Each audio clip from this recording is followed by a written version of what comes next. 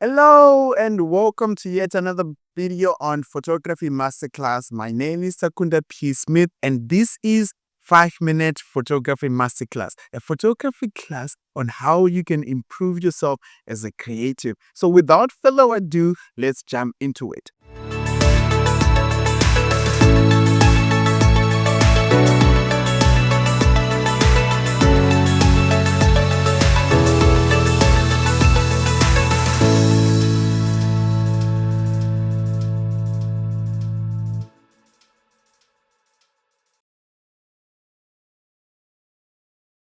In this video, I will be showing you how you can be able to shoot in dark rooms as a natural light photographer. Because let's face it, it's all boils down to taste. Some people just love natural light photography. I remember one client of mine, the Commons, whenever I shoot them, they don't want me to use a flashlight because the flashlight does not tell the pure aesthetic of the environment. So now, imagine yourself in a similar situation. Your client specifically tells you in the brief, you cannot use speed lights in our environment. How then will you be able to shoot? Yet the space is very dark, or even sometimes you don't even have a speed light. So this video is there to help you understand how you can shoot in low light environments as a natural light photography. Tip number 1, use the widest aperture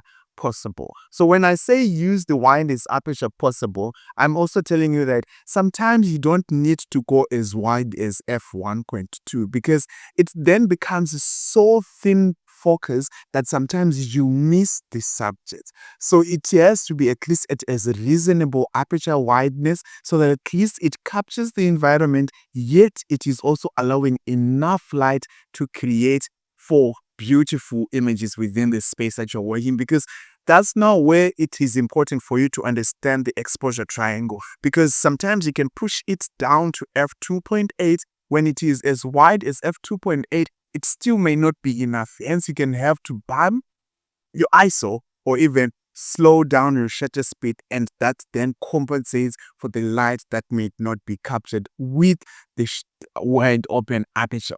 Tip number 2, you can boost your ISO whilst maintaining quality.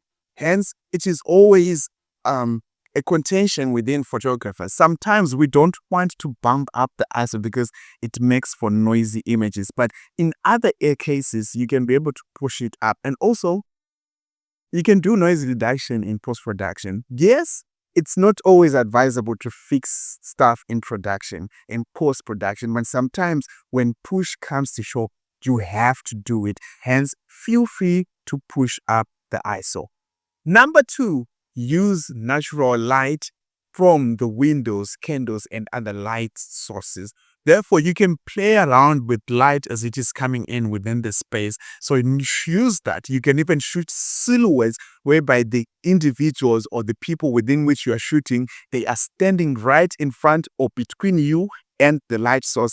Therefore, they appear as a silhouette. You can use candle lights as your light source. These make for really nice light sources for when you're shooting in a dark room. Number 4, bring reflective surfaces such as bouncers, reflectors.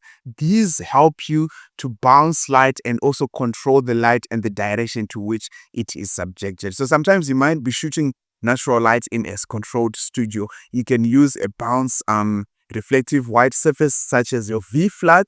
This helps so that it covers for the shadows and bounces light onto your subject, making it more pronounced that they would.